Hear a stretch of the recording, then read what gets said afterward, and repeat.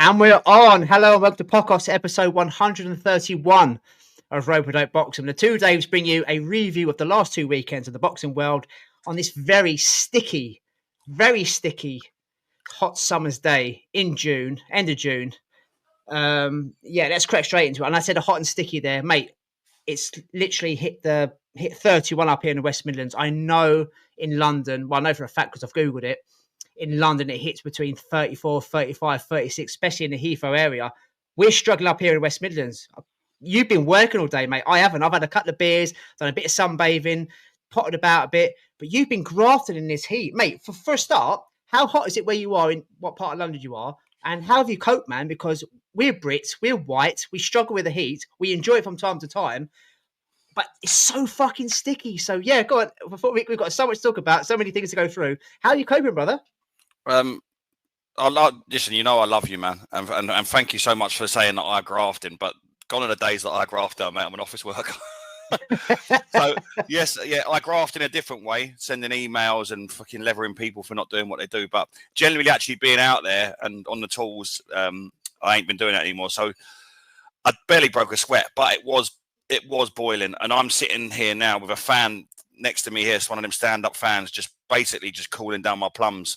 As we're as we're chatting, mate, it's absolutely. Do you know the biggest killer for me today? Like, thank you for the intro there to saying that I'm a grafter. I am in this general sense that I do silly hours, and my work is more mental now than it is actually millionaires physical. Work, by the way, ladies and gentlemen. It's millionaires work. Work smart, not hard, man. You know what I mean?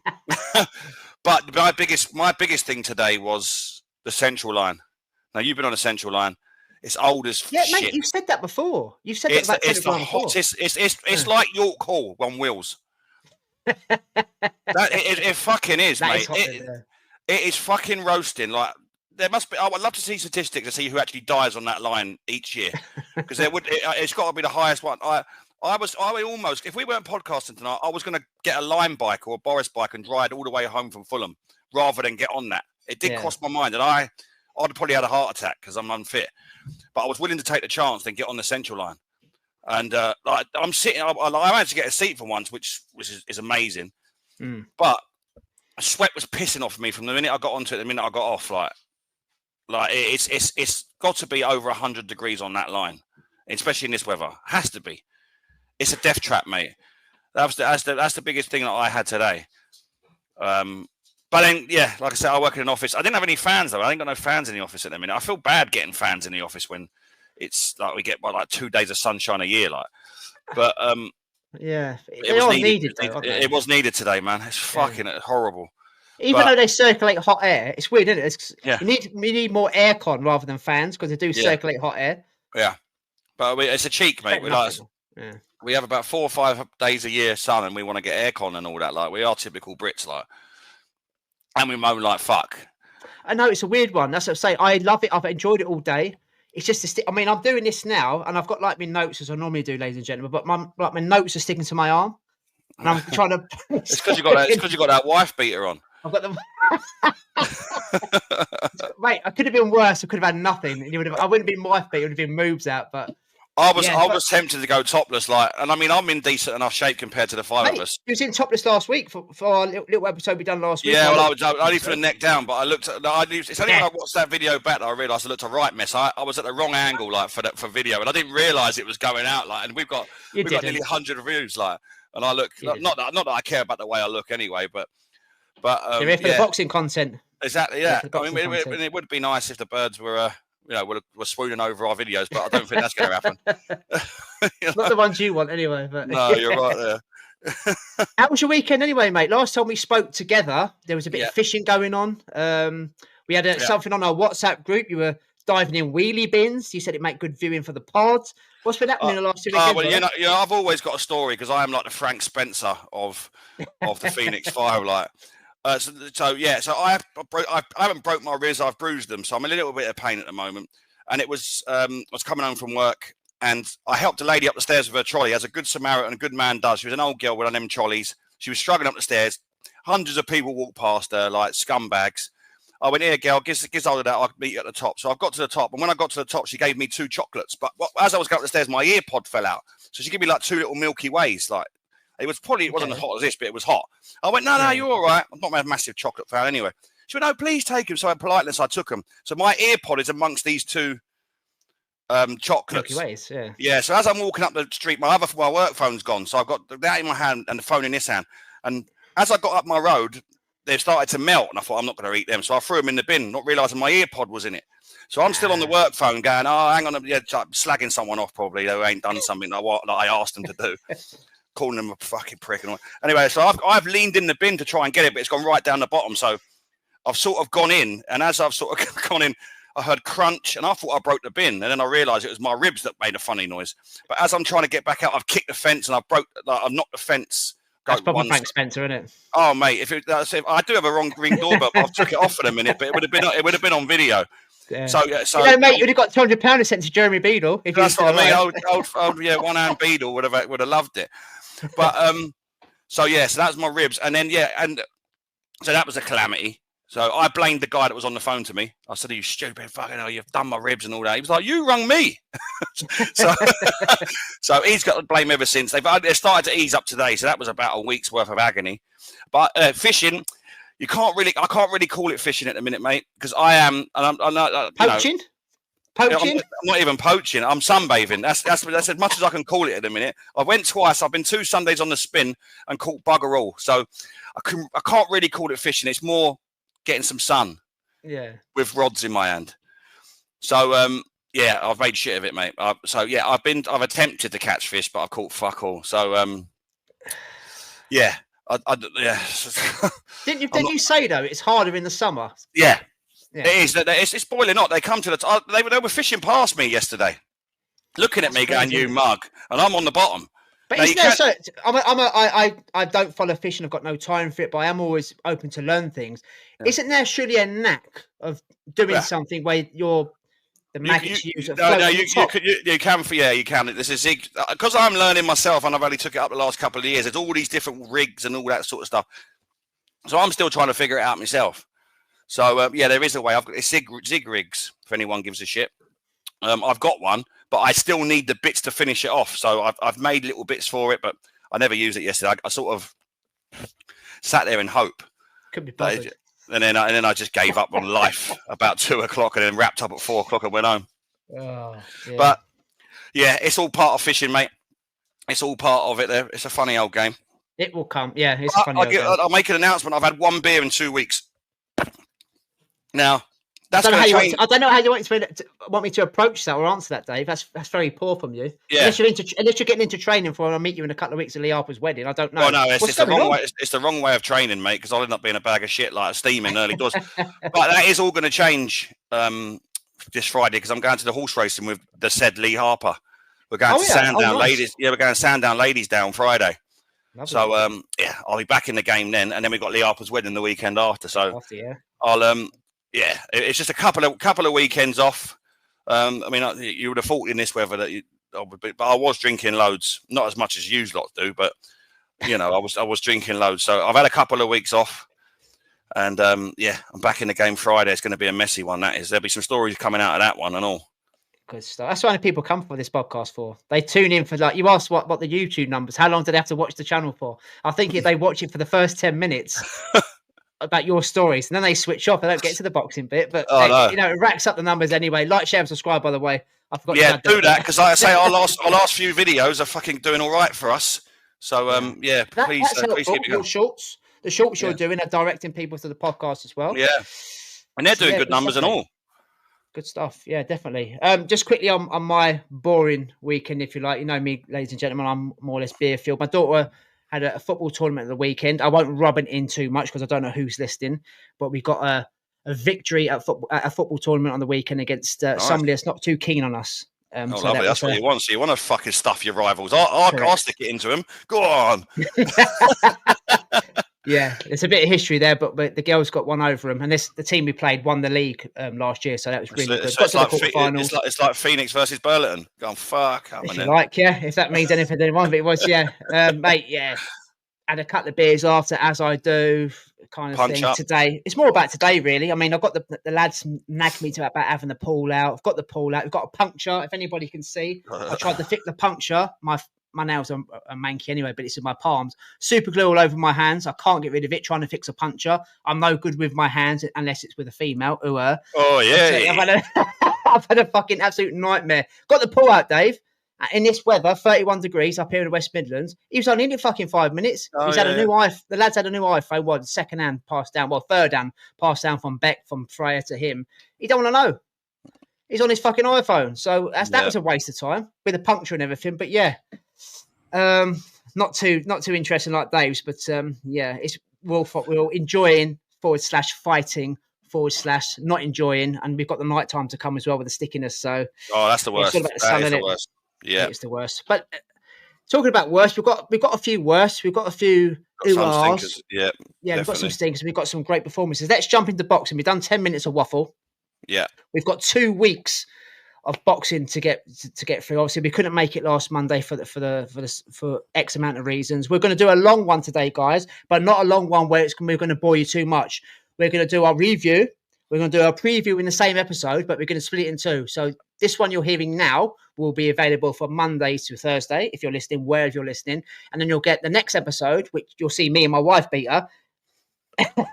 Yeah. Going forward, and our previews going into the weekend. You understand what I mean. But we will start from 2 weekends ago, just to go through it briefly. For anybody that's on YouTube, you can see I've written on my banner there, did Galal fight the wrong fight? Of course, I'm talking about 2 weeks ago. Galal Yafai taking on Francisco Rodriguez Jr. for the WBC interim flyweight title in his hometown of Birmingham. Mate, did not see this coming whatsoever. Yes, no. we done our preview going into the fight. We spoke about tough Mexicans coming over, and he's got a habit of bringing these guys over. He's got one coming over this weekend to Manchester, which we'll allude on later on. Been in with Nakatani. We didn't really allude on it. Nakatani's a top pound for pound, top 10. He's a champion. He's not even a top 10. He's a top 10. He's an elite fighter, if you like. Yeah. Couldn't get rid of this guy. Went back and watched a Nakatani fight. Nakatani does what Nakatani does. He stayed out the way, points scored, tried to get rid of him, couldn't. So we didn't really look too much into that, Dave, did we? We kind of thought Galal Yafai, Olympian, going forward, rushing through. He's 32 years of age, not a lot of miles on the clock. He's one of the best in this division. And he is. I stand by that, and we'll get into where he goes next. But Rodriguez, man, from the first round, he just come out and thought, you know what, motherfucker? I want to be world champion. I've fallen at the top table before. I'm not going to fall again. You're in my way. Went in there, first round, put it on Galal Yafai, rocked him. Mate, it was the output. It was the output. We've talked about Cepeda. We've talked about Christian and Billy. It was like them two, no pun intended here, guys. It's like them two on steroids. Yeah. He did not stop for 36 minutes. Galal didn't know what fucking hit him. No. And he got into as I said there on my banner, guys, he got into the wrong fight. Whether the instructions, Dave, from Rob McCracken in the corner were right, whether he tried to go on the back foot and try and box, he just wasn't allowed. He wasn't allowed. So in that time, he thought, well, if I can't box, I'm gonna have to roll the dice to an extent and go on the inside and fight him. And fair fucks to Galal, man. He's tough. He's durable. Yes, he was dropped twice. I think he was dropped twice. I think the first one was legit. It was off a punch. He was cut. He was battered. He was bruised. He couldn't get his game going. He's stuck in there. But let's be totally honest. I love Galal. You're a fan of Galal Yafai. I think the world of him. I think he can go on and be a world champion. But that night in Birmingham, Dave, he got beat up. He got beat up, and he was lucky not to be stopped, man. He was, mate, and I think that's, you talk about him not having miles on his clock. That defeat and that performance has put miles on his clock. It really, really has. It's a defeat that will stay with you for a long, long time, I believe. And I wanted to ask you this question, mate. You mentioned Robert McCracken there, and we've spoken about Robert McCracken before. If AJ and his fight, and his fighters that he has, they don't ever seem to have a plan B. AJ was the same when he was with Robert McCracken. Even Carl Froch. Now, Carl Froch, he only fought one way, with his face first. Yes, he had God-given, a chin that was God-given. But he's more of a fighter, isn't he, Carl, rather than a boxer? Yeah, but again, if you looked at any one of his fights, he fought exactly the same way. He would just, he was tougher than you. Now, obviously, you can't pin all the blame on it. But when we was watching the fight, and I even messaged you this, and I said he doesn't seem to have a plan B. Now, in leading up to this, Galal Yafai was always the aggressor, the one that stood centre of the ring, threw lots of shots. Yes, he hasn't got one punch power, but it's accumulative punches with him. Anyone that's sort of been in with him, even Sonny Edwards said that he hits hard, but it's, he doesn't. It's not concussive one punch knockout sort of power, but accumulation, it does damage. There's not many that are that weight though, Dave. Let's be totally honest. You get a lot of Lumini like Nakatani or sort of Bam Rodriguez, but it's not many to be fair. But go on, sorry, mate. I understand what you're saying. Yeah, but like I say, he's come up against someone that was quite happy to just fight fire with fire, meet him in the middle. And I think it took him aback a little bit. I don't think he was going to think he was thinking about having that performance. No. Listen, hindsight's a wonderful thing, and we say it all the time. But this happened from round one. There were still 12 rounds in the fight to change things up. Box on the back foot, show some movement. He's a polished amateur, an Olympian. He can fight more than one way. And now he could have stepped back, took his time and boxed and moved and done all the slick stuff, but he didn't. He stayed in the centre of the ring and he tried to fight fire with fire, which clearly wasn't winning. He was beaten to every punch. What it did, it sort of exposed him for having not a great defence. It really, really did. He was caught clean with too many shots. There was a point where this fight should have been stopped, I think. Yeah, the towel in his hand, didn't he, in the last round? Yeah, I think it should have been before that. Yeah. But like I say, for me, again, I don't want to blame McCracken, but I just believe that there was. I don't think the instructions in the corner were correct. Now it's easy to say that now, but there wasn't at any point in the fight where I thought standing in the centre of the ring where he caught Rodriguez with any type of shot where I thought, the tide's turning. That just didn't happen. If you could sort of see that tide was turning. Again, I mentioned Cole Froch. Cole Froch was like that in George Groves 1. He was getting absolutely battered. He got knocked down in the first round and he was getting battered up to that point. But because he cleared his head and started to wear him down. Yes, the stoppage was controversial. It was made for number 2. There was always a chance that Cole Froch could bring himself back into the fight. I didn't see that with Galal Yafai at any point in the fight. Even if he just box, step back, take your time, think about your boxing. All he did was stand in the centre of the ring and try and trade, and he got beat to absolutely everything. And like I say, it was a bad defeat. It was a bad defeat. Yeah. It's going to take some coming back from this. The scars mentally could may never go away from this, because he would never have been beat up like this before, ever, even sparring and anything like that. So mentally, he might not ever be the same after this. Do you saying that? Do you not reckon at times he tried to step back but wasn't allowed to? I've never seen. Possibly. We've seen thousands of fights over the years, Dave. But recently, I don't think I've seen a fighter come forward and throw so much from round 1 to round 12. It's like he couldn't get out of the way. And it's kind of, you are right about what you're saying about McCracken, no plan B. Was there or wasn't there? But it was kind of like, well, I can't get out of the way, this motherfucker. He's not letting me do anything. So I'm going to have to go toe to toe. Yeah. And that's what I said about his chin. He's got a decent, yes, he was put down twice. He's got a decent chin. He was durable. He was game. He's got balls, Galal Yafai. But as you rightly said there, he was just getting beaten to everything.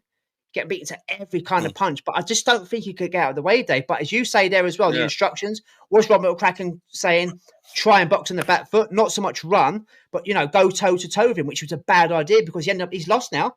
He's lost his but like I say, whatever it's worth, he's lost. Yeah, you don't have to go running you could show a bit of movement, little lateral movement, some footwork, and frustrate, because at no point in time was he frustrated because he had so much success.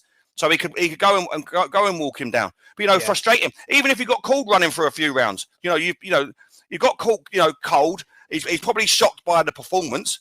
Switch it up. Now, like I say, he does and we don't, so it's easy for us to say these type of things. But we've mentioned this about McCracken before. His fighters they only fight one way, and if it doesn't work, they don't seem to be able to do anything else. And that's how I felt for this. He only could take them so far in the pro game, basically. That's what you're saying. I believe so. I believe so. Coach, isn't he? He is, because like I say, AJ, even now, he gets tagged, he just goes into panic mode. He doesn't know what to do under any type of stress. Now, if you imagine AJ comes under that kind of fire, he crumbles as well. Yeah, he does. Yeah, and he still does now. Yeah, he's with a Kraken, so yeah. That's what I mean. But instilled in him, isn't it? Yeah. Like I say, I don't know how they're coached. Listen, he's a fantastic coach. Like I say, for what he's done in amateur boxing, even in his own career, he was a good boxer. But how they being taught? It's all well and good when it's going well, but they don't know what to do when things don't go right and go well. And your fights just seem void of ideas, really, as to how to get out of this. You know, and the thing is, with the defeat now, he hasn't. How does he learn from that? Because what's he going to do? Is he going to go have a couple of fights and then try and right the wrong here, or I don't know with him at the minute. I think this is a bad defeat, a real bad defeat. This is going to take some healing. Yeah. As you said there, we said there in our opening game, but he's only had 10 fights as a pro. Yeah. There's not a lot of miles on the clock. He's fallen at the top table. I'm surprised no one's really talked about Rodriguez. We're all talking about him now because of the performance he put on. Don't get me wrong, Galal had success. He cut him. For whatever it's worth, he did land, but he was just getting outlanded in every round. I don't think we can go backwards with him. The fundamentals are there. No, he can box, he can punch. He's got knockouts on his record. Let's totally be honest. I heard Spencer Oliver saying after the fight, Dave, it was terrible matchmaking. I'm not having that. I'm not having terrible matchmaking. In this sport, I want to see the best versus the best. Now, Galal had the interim title. He was taking on the next best contender. That is what I want to see. Why do we want to see Galal take on number 40 in the world? Yeah. Because then the next thing we were saying is, we've got to step it up now. We've got to step it up now. No, he stepped up. He fell short. He got beat, and now hopefully we see, Rodriguez take on the champion in Kenshiro Taraj. That's what we want to see. Galal can go away, rebuild, and again take on if he wants to take on a top 40 as a confidence builder, then go back into the top 15. His career's not done. No, it's not bad matchmaking. It's fantastic matchmaking. Yeah. You've got to accept sometimes from the British media that our boys aren't always going to win fights. Yeah. It was just beaten by the better man on the night. There's no shame in it. No. It was great matchmaking. It was a great fight. I really enjoyed it. It was end-to-end stuff. So but again, we talk about Rob McCracken. Can he take him so far? I mean, defensively, it wasn't great, but as my banner there, mate, did he fight the wrong fight? I think the conclusion. I think he did. Yeah, he did. Yeah, he did. Yeah. But with Rodriguez, I think the only fight now is to make is with Kenshiro. I mean, he's fallen at the top table against Ioka and Nakatani in the past, but I was so impressed with what I saw. He was good. He's very, very good. Very good. He's, as I say, he's in Billy and Zepeda put together. He's got some engine, that boy. Yeah. Some fucking engine. So wishing both lads, well going forward. I mean, I've jumped on the Rodriguez train, so we'll be looking out for him going forward. How we've missed him in the past, and other boxing fans. How he's lost 6 fights is beyond me and all. Yeah, well, I don't think he's been stopped, has he? He's just been beat by unanimous decision. He's been schooled. Like Nakatani took him to school in the end. He got comfortable, worked it out. That's what elite fighters do. They have a download, they feel your power, they work you out, and then they take you to school. That's what Nakatani done. Ioka done very similar, a bit more close to that fight, but Galal's they make adjustments though, and that's what the top fighters do. There was no adjustments made. It was just he just thought at some point in time he's going to get him, and it just didn't happen. Correct. That's it. That's the great way to end that segment on make adjustments, and Galal didn't. You're spot on there, mate. Same card. Conah Walker always delivers. Yeah. I mean, this boy, British champion, won the fight against Harry Scarf, was losing every round, was wobbled a couple of times, found the one punch, the one hitter quitter, became British champion, back last year. Took on his, I don't know if it's a mandatory or voluntary, I can't remember, Liam Taylor. We kind of poo-pooed him a little bit last week, and not in a bad way. We hadn't seen too much of him. The fighters he'd gone into with the Avanesian fight were rubbish. The fighters he's fought since Avanesian are rubbish. That's probably disrespectful, but we kind of called him English level. Yeah. Mate, Liam Taylor can box, Yeah, he can, He can definitely box, tall, rangy, good beyond the jab. But Conah Walker does what Conah Walker does. He comes forward, he throws hooks, he wears you down. Yeah. And he's got like a theory. Even he said it in his post-fight interview, mate. I will get you in the end. Yeah. I will find a bit like Deontay Wilder, very similar in that kind of status, if you like. I will get to you in the end. You've only got to make one mistake. Don't get me wrong. He was a little bit better. He did win rounds in the fight. It was a closer fight than one hit a quitter, but he does. He kind of finds a way, Conah Walker, and that's what makes him exciting. That's what makes him a fighter that's never in shit fights. And that's a fighter that you want to go and pay and watch, even if it isn't British or European level. I mean, I love this kid. And the stoppage in the 7th round as well, Dave, it was absolutely textbook, beautiful left hook. Yeah. Fair fucks him. But again, British title fight, Conah Walker, co-main, never disappoints, mate, does he? Fair play to him. He don't. I was thinking about this earlier on my way home. He reminds me of Sam Egerton. that type of Yes, fighter. he does. That's probably a better comparison actually than Deontay Wilder. Yeah, you're right. It's, you know, he's a fan favorite. You know exactly what you're going to get from it. Not like I say, Sam Egerton came down the route. He wanted to be a journeyman. You know what I mean, and then went on to achieve wonderful things. You know what I mean. He reminds me very much of that style. Listen, he's not going to be a Shaq or Stevenson or anything like that, where he's going to box, but he's going to give you entertainment for however long it lasts. And the ride will be fantastic. Again, as long as he will at some point in time find a level, but for bums on seats and for entertainment on a card, he's box office. He is. He is. And that was a great, like I say, and he's going to be, most of the fights that he's in, he's going to be losing, and then all of a sudden, bang, he pulls. You know, he steps on it. You know, he's got some engine. He can whack, and he'll make a fight of it no matter what. And that's exactly what he done. It was great. It was great. And like I say, he's going to be one of them sort of fan favorite ones where, you know, where people are going to get behind him because they know you're going to get fireworks in his fights. And fair play to him. Like I say, it was a great left hook, by the way, as well. You know, he was knockout. Yeah. And he does always deliver.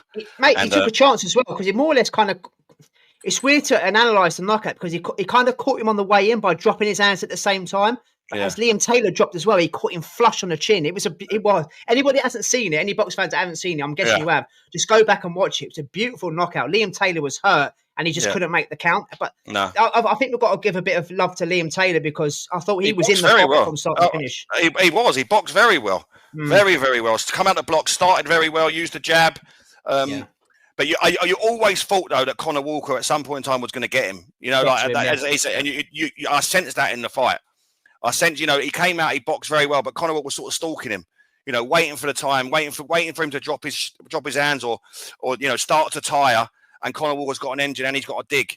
And you always feel that, and that's what makes it exciting because it's, you know, like he said, you always feel like at some point in time he's going to catch him. And like I say, you got to be careful because if you blink, you'll miss it. Correct. And that's what he brings. And like I say, for a card or for like a show, you know, any type of show, you want to put Conah Walker on there just for that. You know, a couple of fights before the main event, you know, once the beers are flowing, to get the crowd going, you know, and you know, like I say, he's box office for that.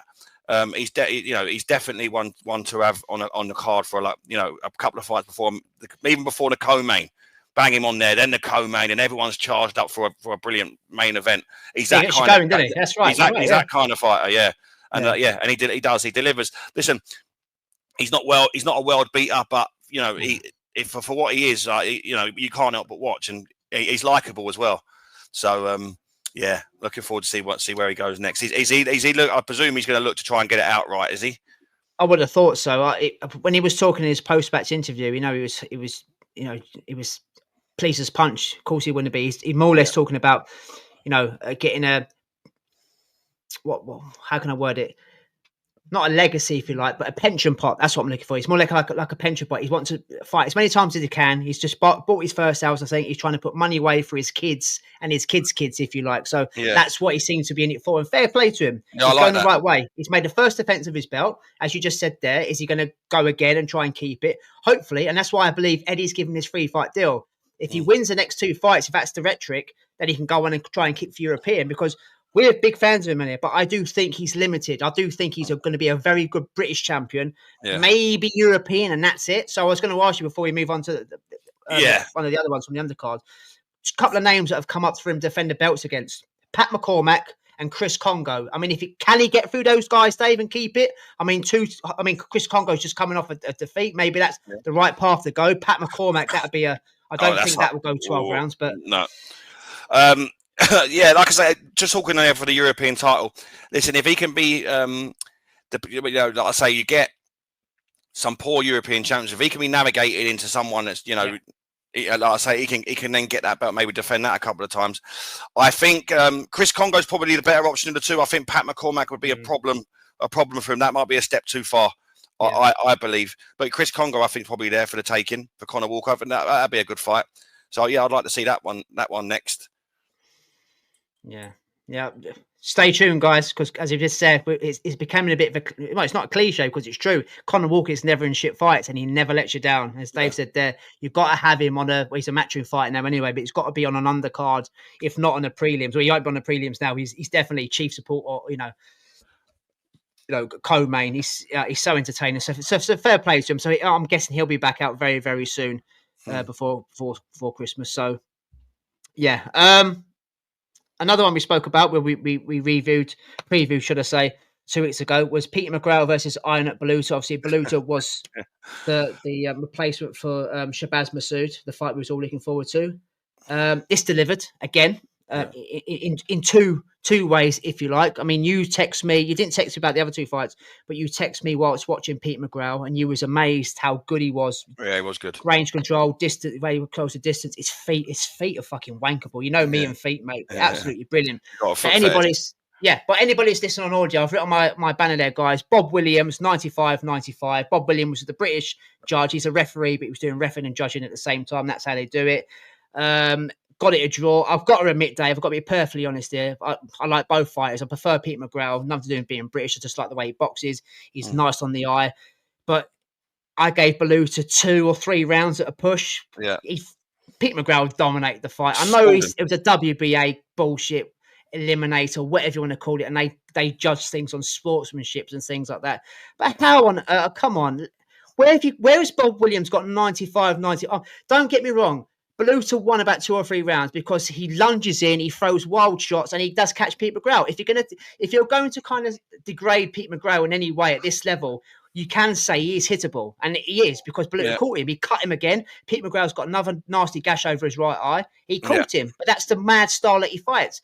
But to say he won 5 of the rounds, it's lewd. It just never happened. No, I just can't see it. And I gave Beluta 2, and I just said there 3 at a push. Yeah, but I don't know, mate. The right man won, but we've got to have a look at his scoring, mate. Do you know what Beluta gets treated like in the UK? A British fighter. Yeah, he might as well be. He actually does, because I'm like I said, I haven't gone back and looked, but I'm sure there was a close one with Brad Strand, and I mentioned this last week. Yeah. That and like I say, he gets treated like a British fighter. But listen, I'm with you. I mean, like you say, 2 rounds, 3 rounds at a push. But I didn't even see that. I thought it was an absolute masterclass, like from the way from the way that he performed. Yes, he's hit, but like you said, he does get cut. He does get caught with sort of silly shots. But Beluta's no mug. Beluta can actually fight. Like we said this before, like he will pull you into the trenches and try and get you into a dogfight. But he had certain amounts of success, but not enough for me to win rounds.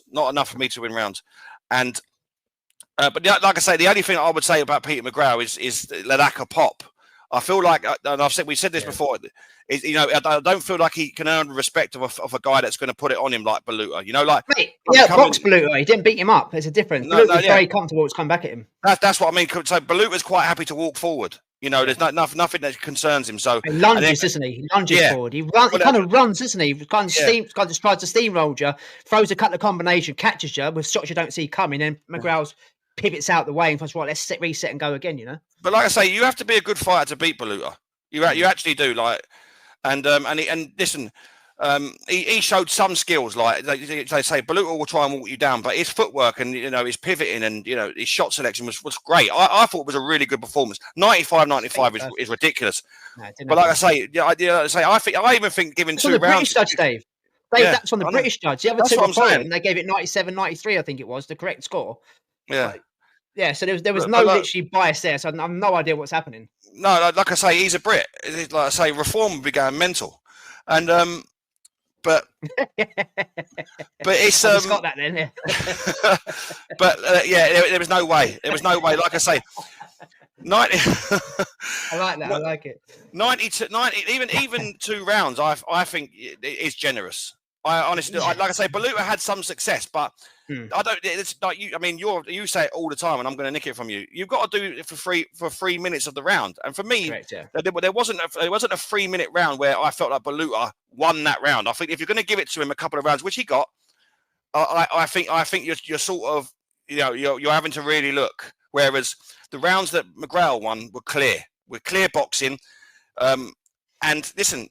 He doesn't carry a lot of pop, but I mean, what he's got in skills and IQ It's fantastic, and I say, and he'll always beat a type of fighter like Baluta, because like Baluta is a fighter more than a boxer. He'll pull you into the trenches. Yeah. He'll try and get you into a dogfight. And against a slick boxer like that, he's tailor made, and that's about what I felt the performance. But Bob Williams needs to have a good look at himself, because there's not a chance on God's earth that Baluta won 5 rounds. Now Baluta comes with a big crowd. Was he swayed with that? Possibly. Because Baluta probably had more fans in there than anyone else when you're listening to the noise that was being created within the crowd. Did that have an effect? That can be the only thing for me that maybe swayed a few rounds with Bob Williams is the crowd. I can't think of anything else, because it wasn't in the ring. It was a boxing masterclass. Yes, he made a few mistakes, got caught with a couple of bits and pieces, but you can't go in the water and not get wet, and that's what happens. But no, I thought it was a good, really, really good performance from Peter McGrath. Really good. Very good. He's very good. The only other thing I can think of, obviously this was 2 weeks ago, so obviously we've seen podcasts and saw media outlets and newsreels and things like that. Other people are speaking about Bob Williams kind of being not qualified to actually judge a fight. He's a referee. He's not 9 times out of 10. He's refereeing a fight rather than judging it from the outside. Maybe that makes a difference. It definitely did in this fight. Whether it's a coincidence or a cliche, I don't know. I don't think Bob Williams is a bad referee, but is he worthy of being a judge? I don't know. But that could have cost McGraw.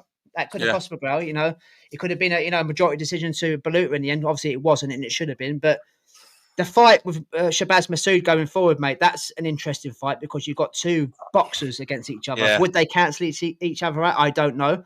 But Pete McGraw did say in his post-fight interview that if he's going to fight Shabazz Massoud, he needs a clause in the contract, because apparently Massoud's got form for pulling out a fight. So where does that leave him? Obviously, Dennis McCann, nobody knows what's going on with him.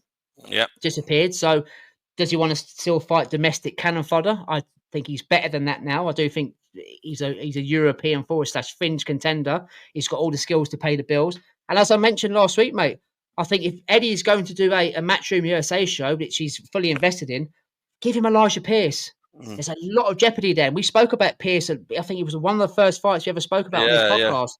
Not a great boxer. The fundamentals aren't great. But at these lower weights, he's got one-punch power. Catch McGraw with one shot, he's fucking gone. Yeah. I'm not too sure where we go with him now. I want the Massoud fight, but if Massoud's got form for pulling out, what do we do with McGraw? Yeah. I know, it's a difficult one. Like I said, that would be a good fight. Like I say, that's a chess match, that fight.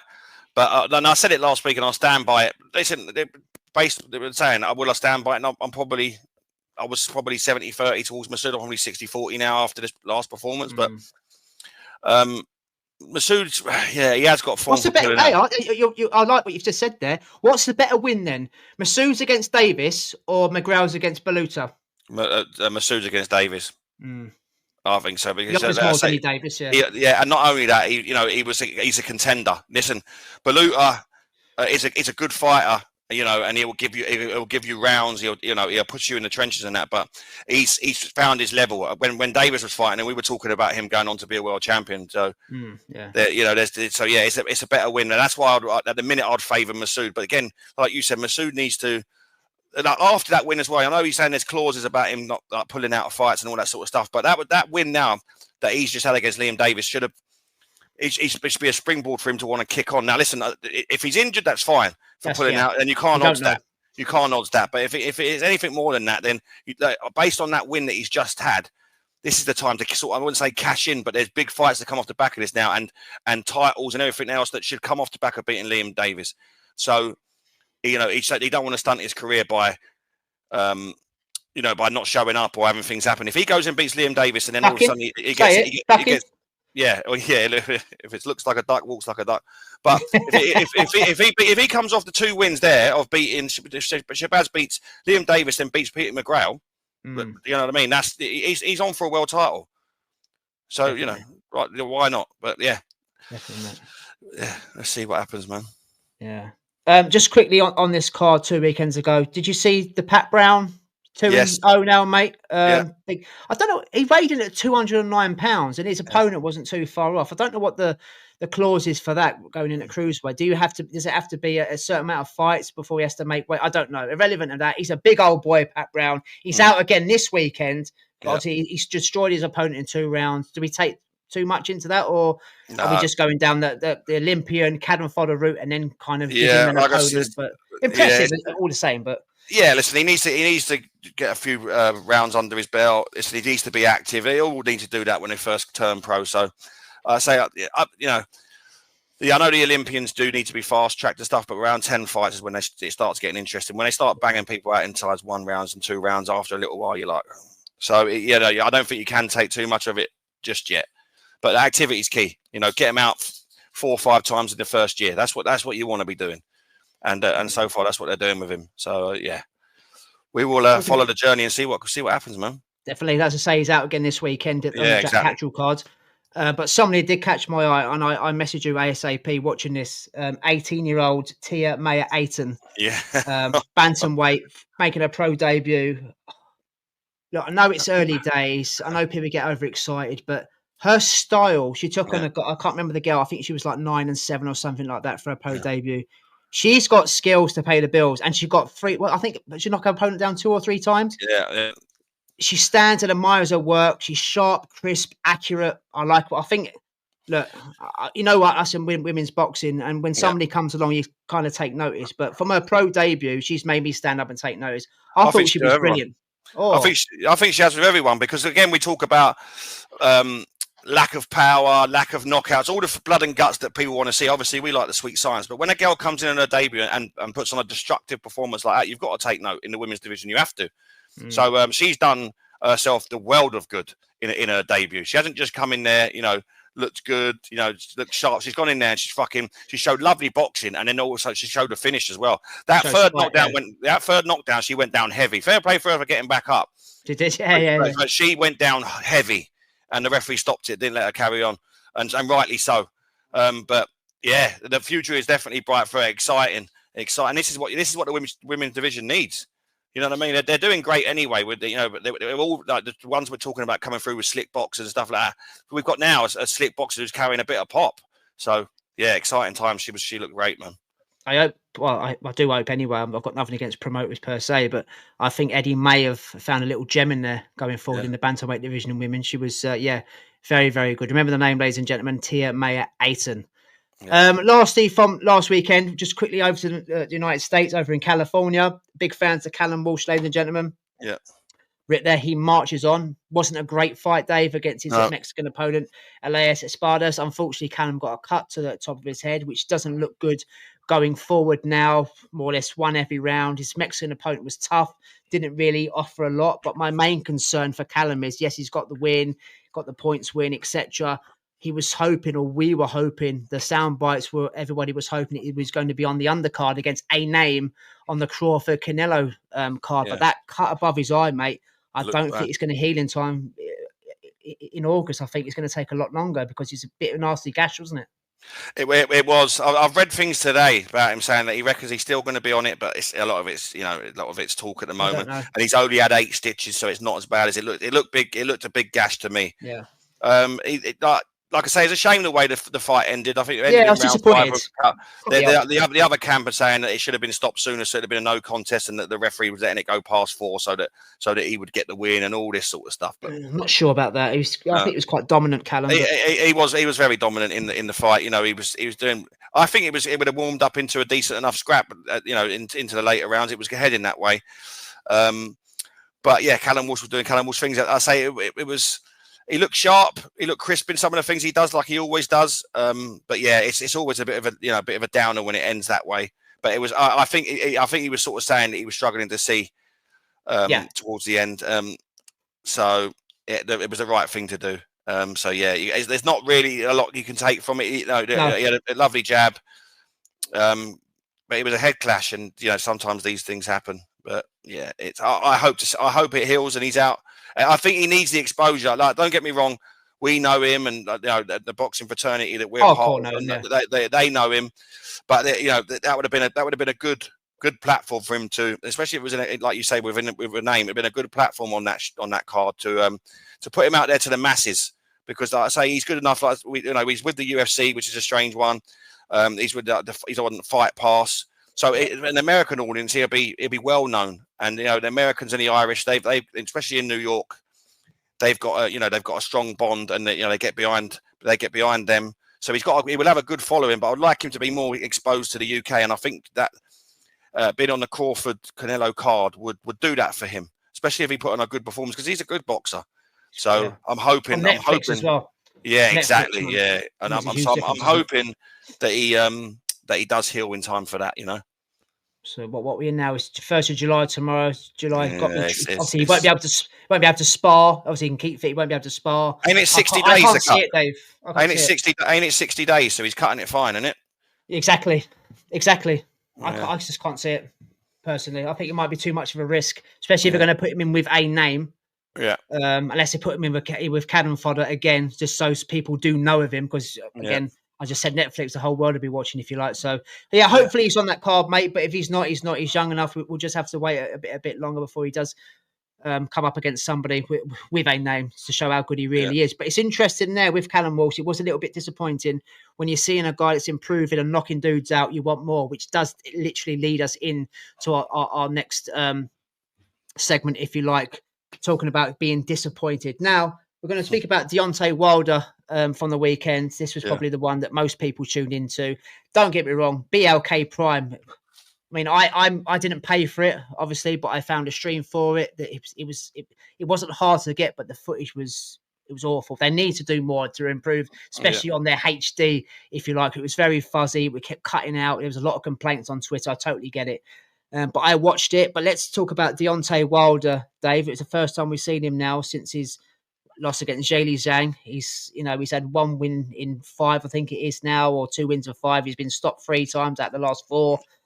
When he stepped up, obviously he's fought Tyson Fury, Joseph Parker, and Zhang, as I mentioned there.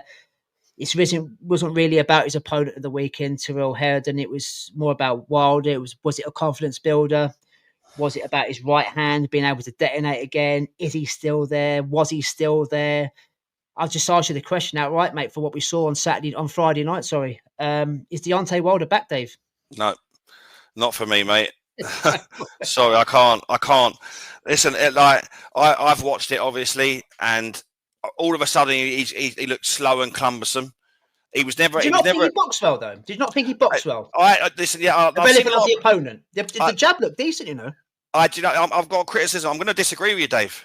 Really? Okay. Yeah, and I'll tell you for why. Yes, yes, it looked like a highlight jab, and it wasn't like he was trying to line up the right hand, but it was a lazy jab. If you look at it, there's no pop in it. There's no. It was like a slow and cumbersome jab, and then all of a sudden, when he tries to fire that right hand, he's overstretching. Now he's never been good at technique anyway, but he was falling over his front foot to try and land the right. Then he's throwing this club in left to try and follow. Listen, he's never been known for being having any type of fundamentals. It's always been Wilder by name, Wilder by nature, and he's got that. But you know what? I feel like he's slowed for me. He's slowed so much. You see, when he was throwing them shots when he was in his prime, he was throwing them so quickly and from such weird angles that you couldn't train for it. And obviously these big lumps that he was knocking over, we'll never see it from a mile away because they're big, you know. But now he's sort of slowed down. So when he's doing it now, it looks like it. You could it's almost like you can see it coming, but it all looks like slow and boom, cumbersome. For me, his legs are completely shot. I know that's why he was wearing leggings. I'm pretty sure of it. Yeah, leggings. Yeah. So, but So I don't know whether it, like you said, it felt like if you're saying that the stream or whatever was poor, maybe that was what I was watching. Maybe it was not in full speed. But no, that's nothing to do with it. No. But like I say, I was watching that jab, and I was thinking, and do you know what? What I will get, and what I will agree with you on, it did look like he was trying something different. Now it did look like he was trying to box. It did like he was trying to. He was thinking about what he was doing, but he was almost like he was thinking about it in slow motion, like and then forward over. Like that. That's how it. So it doesn't seem natural to me. You know, like if he is thinking about it, probably he's overthinking it, and that's why it's not sharp. It's not crisp. You know, like there's nothing. You know, nothing to it.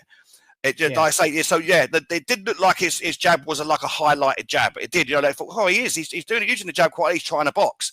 But when I actually looked at the jab, when I looked at the jab, it was a lazy jab. You know, like anyone would just see that. You know. It was just like a little lazy. There weren't anything in it, you know, where he was trying to back, you know, knock the head back. You didn't see him knocking the head back with that jab. It was more like a rangefinder, lazy jab to try and detonate. Like I say, his legs are gone and he's got no sort of quickness now. And they were the biggest things that he had because he was always a small. Well, if he was tall, but his weight wise, he was never a heavyweight in weight. Like, he's only 14.5 stone. Yeah, like a blown up cruiserweight, if you like. Yeah, but because he was so tall and that, and his arms, he had such long arms and stuff, and devastating power. He's very heavy on top, though, isn't he? If you notice how muscle bound he is on top, it doesn't go like people laugh at his legs, don't they? They call him like chicken legs, stick legs. Yeah, he has. But you see that though, very heavy on top. Yeah, but you see that was what he done well with over the years. Is that his legs were so skinny and that he could move quicker than most of these guys, and because he had the power of like a mule, and he was wild. He would throw shots from weird angles, bang, and he'd put you out. His legs are not moving. He's not moving quick enough to throw these shots anymore. And that's why he gets caught with shots. Even when Zhang, when Zhang tagged him on the way in, he was so slow. And you've got to think, Zhang's got good hands. He's got fast hands for a big guy.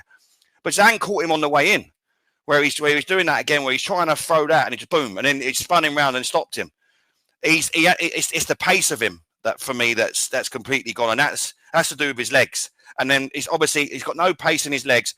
And he can't plant his feet to throw the shot, and he's overreaching. And when he's overreaching, that's when he's going to get caught. The only problem is that Herndon didn't throw a shot. I can't think of a shot that I see Herndon throw. Scared, Dave. He looked petrified, and he just wanted to survive. So obviously Wilder's teeing off on him. So Wilder looks better than he was, but it wasn't. What did you think of the power? Did you think of the power? Don't get me wrong. I know what you're saying. He's thrown more right hands in those 7 rounds than he did in the amount of time he was in with Joseph Parker and Zhilei Zhang. But the power, and he put Herndon down twice. I think the first one was a flash knockdown. But the power doesn't even look devastating. I know he's had those shoulder injuries. He's had over a year out and things like that. I'm trying to give Deontay something because I do want to see the windmilling back. I do probably want to see the AJ fight just so we've got it. But that version doesn't beat AJ. But what I'm saying is the power didn't look as devastating as well. Yes, he was stopped in his feet, but he possibly could have carried on if you like. But I don't disagree with the stoppage, Dave. He was taking a beating. He didn't lose around Deontay Wilder, but he wasn't trying. This is what I mean. He can't take much confidence out of this because the guy didn't try and fight back. Deontay Wilder's problems will be when people are firing back at him. Hit back, yeah, that's right. When he's walking around the ring trying to tee off, he didn't look great, but he's in a better position than when he can walk onto a counter, which he will do because he's so wild. But he's slow now. For me, he's slow. He's 39. He can't come out that ring and think, yeah, I'm back. He can't. No, it wasn't him that was saying it, was it? It's like the sound bites. But some people were saying that's why I asked the question: is he back based on what we've just seen? You got to put the level of opponent into question and things like that. Yeah. But Dave, going forward with him, if the AJ fight does happen, I think he may need 1 or 2 more because even that AJ coming off that beating by Dubois, I think AJ's far too good for him even now. Still, I think it exposed Deontay Wilder. He would. And the thing is as well, this no disrespect to Dave Allen, but if Dave Allen's calling you out, it's not good. And looking at Dave Allen would beat him. Allen would beat him because current form, yeah, you're probably right, mate. But anyone that wants to call out Wilder or want to call out Wilder for name value, that's it. They will want to call him out for a name on their record. And it would be a good name, but it ain't good for Wilder. Wilder's never showed me anything in that fight to make me think that he can't land that shot anymore. It's not against a certain level of a fight, and even if he can, I don't think the power's there. The footwork's definitely not. Yeah, it was the power that kind of we always say the power doesn't go overnight. I'm not too sure. Yes, he got 2 knockdowns with it, but and stopped his opponent on his feet, but it just didn't look the same. It did not look the same. But I understand what you're saying about the jab. Malik Scott as well. He went within the week. So as he drilled too much into Deontay, this is what I've always said. Boxing fans have always said it. Hardcore fans, whoever. I hated the split from Mark Breland. Mark Breland left him to his own device. Do what you're good at. This is pro boxing. This isn't the amateurs anymore. Go in there, get beat up if you like, find that gap and knock him out. Yeah. And that's what it's all about. And he's kind of changed since Fury 2. With Breland left. And Fury took his soul. I think Breland tried to turn him into a boxer, and he's just not that guy. No. He's not that guy. And we saw him trying to box against a certain level opponent. Yes, it worked. You said it was a lazy jab, and I totally get what you're saying. But yeah, I don't know. I don't think he's back. If he is going to be back, I think he may need 1 or 2. before he does kind of sail into the sunset and fight AJ for a big payday. But the unified championship he's talking about, I think he's a mile off it, Dave. For me, he's not beating anyone in the top 15. What about Usyk? He's a mile off it. Yeah, he's not beating anyone in the top 15 for me. No. Without none of them. No. What would be? We'll see what he does next. I mean, he looked in good spirits. To be fair to him, he looked happy. He wasn't kind of like in a zoned out, if you like. When he went to Riyadh, he was taking different. He was on like a herbal journey and things like that. He looked in good spirits. So we'll see what happens next with him. Yeah. But yeah, I think what we're saying is I don't think he's back just yet. For the he's probably got left in the heavyweight division. Also on Friday night, guys, over in Quebec, Canada, we saw a first outing of the year, a bit like Deontay Wilder, for 168-pounder Christian Mbili. Again, a fan favourite of mine and Dave. He took on his Polish opponent in Max Alecki. We've done our previews separately on the weekend, if anyone's seen that episode. I thought this would be a lot tougher. I know Dave was opposite. He said he didn't. You said he didn't think he'd give him any trouble, and you were spot on. I thought he might not so much go the distance, but I thought he might offer a bit more than what happened. Yes, he went 6 rounds with Diego Pacheco. He's only lost to I think like Demetrius Andrade and Danny Jacobs in the past. So champions, if you like, and top contenders. Nah, man, Christian Billy, I wasn't fucking about, was he, Dave? Friday night. Doing Christian Billy things, man. Right, as soon as the bell goes, right, come to the middle. If you're not going to meet me in the middle, I'm going to push you onto the ropes. I'm going to fucking throw the kitchen sink at you. Yeah. That's what I said earlier when we spoke about Rodriguez, and I mentioned William Cepeda. Just throw output, just throw power. But it's not just wild swings of him. He set that fucking shot up so well. Lovely shot. It was textbook. But yeah, Christian Billy doing Christian Billy things, Dave. Do you know what? I love Christian Billy just as much as you do, and I've always said about him being very open up through the middle. You see that first round there? That is the best I've seen in box since we've been covering him. It wasn't a lot of data to go on either, was there? No, exactly. But like he looked very compact this time. Yeah, he looked, and like you said there, he set that up. That uppercut was so sweet. It was beautiful. But leading up to that whole round, he was, he does. Everything's done with venom. Everything's done with he wants to take your head off of every shot. But it ain't wild, like you said. It's not wild. It wasn't on that first round. No, he works on them combinations. You can see that. That's pad work. That's working with a coach and working on combinations. He was fantastic, but it was the way that he worked his way in. Because to be fair, Zelensky, he did meet him in the middle of the ring. He actually did. He didn't go on the back foot and let him pour on. He did actually meet him in the middle. But I liked the shots that he did. He looked like he was very good in the centre. Whereas defensively he was there and he was throwing shots and he was lining things up. He didn't look wild or open when he was throwing shots. Usually he's on the ropes. Maybe when he's on the ropes he's like that because he's pushing them back and he's throwing hooks that way that makes him look open. But when he was in the centre of the ring and trying to box his way into position to throw shots, he looked very defensive-wise. He looked very, very good. I think that first round was the best I'd seen him, box-wise. I tend to agree, yeah. I said this last week and a couple of weeks ago. I love seeing improvements in fighters from one fight to the next and seeing different things that they're doing. You saw enough of that first round to convince you then, by what you're saying. Yeah. And like I say, he might revert to type, later on in the fight or with a different opponent where he looks open again. But in that first round, he just looked so compact. He looked fantastic to me. I was thinking class. And then that shot that he set up, that uppercut that he set up, and he did. Like I say, Zelensky didn't even see it coming, and that's why they're the ones that get you. The ones you don't see coming are the most devastating ones. And he was gone. And it wasn't like he worked into that position to throw that shot, and that's what I loved. But like I say, I liked that he's a big lad, and he's got all the muscles, and he is Mike Tyson-esque when he throws shots, especially when he's got them on the ropes. But I see a little bit more in him in that first round, especially when he was centre of the ring. Like I say, I liked it. He was compact. He looked very good, very, very good. And like I say, we talk about this division being heavy with the fighters we're in there. You know what? He's up there for me, man. That was for an interim. That was the WBC bullshit interim thing. But this is my point with my banner there.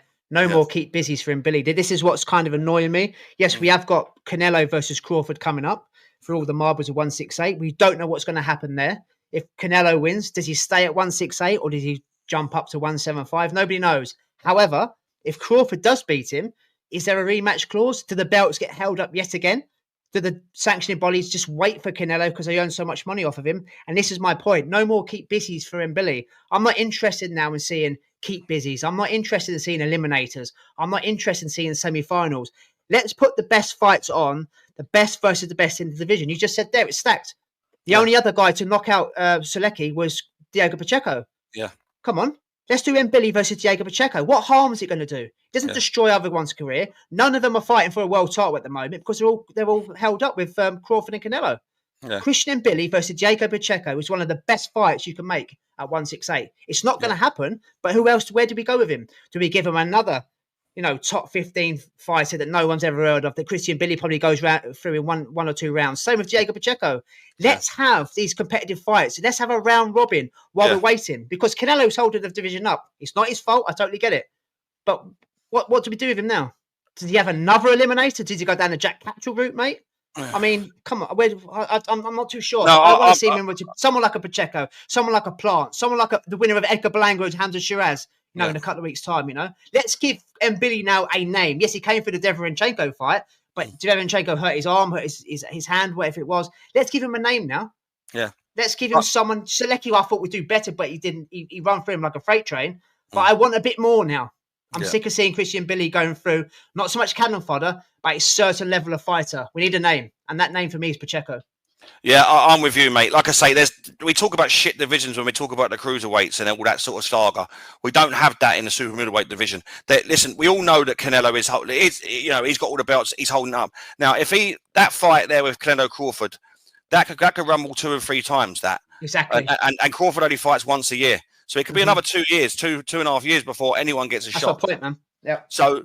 They need to be fighting each other now as a round robin, and have their own little like world title sort of mini tournament between themselves. Like I say, what's his face? Hamza Shiraz is now coming into this. Belanga, we've got loads of them. Plant, what's happening with him? Charlo, Munguia, there's all sorts going on with him. There's plenty in there.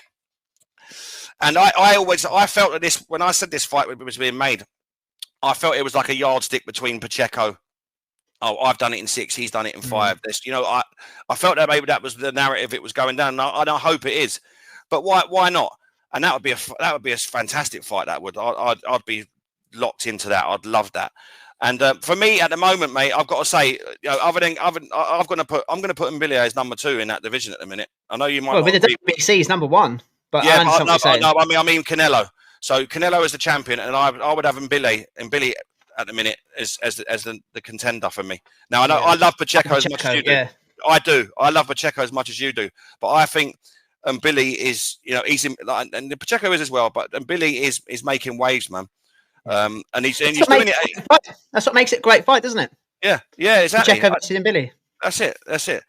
And I know in an ideal world they want to make it for a world title, but I just. I got the Klitschko sort of vibe from this division at the minute with old Canelo. I love Canelo, love what he's done. But, like I say, I can see 2 or 3 with him and Crawford. I really, really can, because it's another Bivol Beterbiev. It's exactly what it is. It's another Bivol Beterbiev, 1 each and all that sort of stuff. Then these lads are just going to be sitting in that division doing what? So fight each other. Waiting. Yeah. Fight each other, man. And it'll be great. And Billy was class, man. Unbelievable. He was. Just before we move over to another part of the United States, Arslan Black Makhmudov was on the card, Dave. A first round knockout of his Jamaican opponent, knew nothing about him. I just wanted to mention him. We spoke about Deontay Wilder there, and I said about him having another fight going forward. Would you put him with a Makhmudov? Jeopardy there, a name. I don't know. Makhmudov's now had a win after those 2 defeats against Ajit Kabayel and the Gladiator in Villanello. Where does Makhmudov go now? Would Wilder be a decent name for Makhmudov? Yeah, it would. I'm just trying to matchmake a little bit. It would do Makhmudov the world of good. And if I was Makhmudov, I'd take it. And I'm not high on Makhmudov. Now I know I'm not. No, I'm not anymore. I'm not. No, I'm not. But like I say, for me, Deontay Wilder doesn't have the fundamentals. There's a blueprint for Makhmudov. But Deontay Wilder couldn't use that blueprint to win for me. I just think that, like I say, it wouldn't even be a talking point a few years ago. It wouldn't even be, it would be straight off Wilder stop him. But if I'm Makhmudov, I'll be screaming for that. And anyone in sort of his position, anyone in the sort of in the top 15. I'd scream Wilder. Like I say, Dave Allen's doing it. So after beating Johnny Fisher. So why would, if that was put onto the table, if I was Makhmudov, again, I'm not a fan of him, but I would be jumping at the chance. Because, you beat Wilder, it does put you in a position, regardless of where. Sure. You said a name. Yeah, exactly. It puts you in a position that you wouldn't usually be in. So why wouldn't you take it? And he's there for the taking, man. He really, really is. Yeah, just trying to matchmake there. Yeah, but Makhmudov's back to winning ways for whatever it's worth. Don't know when or where we'll see him again, but he got to win there against a limited opponent. Right, we'll jump over to Anaheim now, the Honda Center. Before we talk about the main events, let's talk about Zurdo Ramirez versus Yanel Dorticus. I've written my banner there, guys. Jai Bataille beats Zurdo Ramirez, and I'm going to stick with this. Yes, there's recency bias in certain fighters. We've spoke about Jai and his level of fighters that he's fought against, British level cannon fodder, if you like. The only time he stepped up was against Marius Bradis, but he came through them 2 fights. Yes, Bradis was the back end of the career, and yes, Bradis did ask him questions. Dorticus is I wouldn't say he's an old man, but he's mid-30s. He's only been beat twice, but he's part of that cruiserweight scene, Dave, that had Gassiev, that had Usyk, that had Bradis, and he's still got something left. Yeah. He lost the fight on Saturday. I think he asked a lot of questions of Zurdo Ramirez from the first round to the last round. It was a unification fight for Zurdo's both belts. But this was a much better performance from Dorticus, who'd been out for a year, had rubbish opponents in between his last loss, which was Bradis or Gassiev. I can't mention which one it was. They haven't been great. But he did ask Zurdo a few questions. Zurdo's got a great chin, done what he had to do.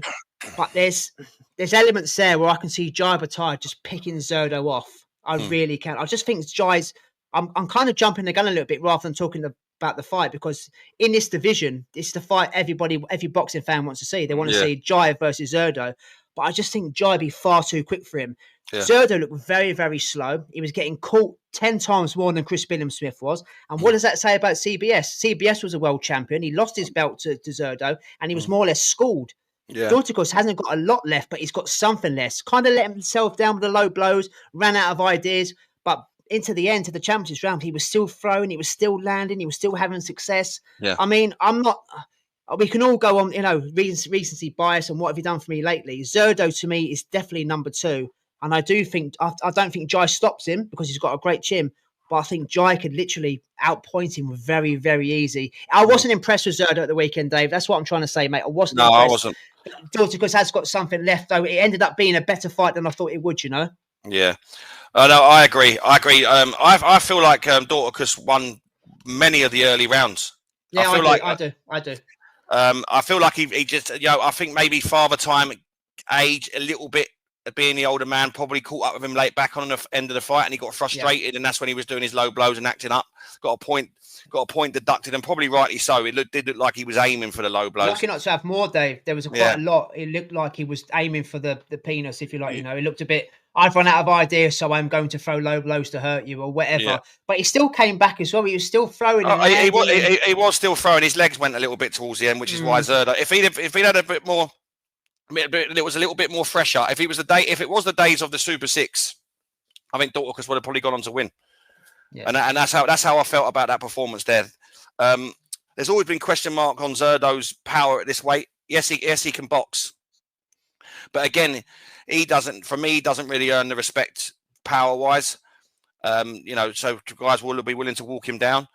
But he has got skills in abundance, so especially for that weight, he has got good footwork. I mean, his footwork against Chris Billam-Smith we were waxing lyrical about it, but it just looks really slow and robotic. I mean, I don't know. But like I say, I totally agree. You know how high I am on Jai Bataille. I think he's too fast, Dave. I think he's far too fast. I think he could be the first man to stop Zurdo in this division. I honestly do, because he'll be too fast. I just think he's better all round, and we need to see it now. But yeah, it's not. I say Dorticus is one of them. Like you said, he was around when the division was packed, and now he's in a division that's not, and he's hanging on, isn't he? He's hanging on. And that shows how really poor the division actually is. Yeah, it really does. No disrespect to him, because he's a great fighter in his own right, but based on the amount of fights that he's had and how long he's been in the game, he shouldn't really be at this level. And like I say, in the first 4, maybe 5 rounds, he had the better of Zurdo.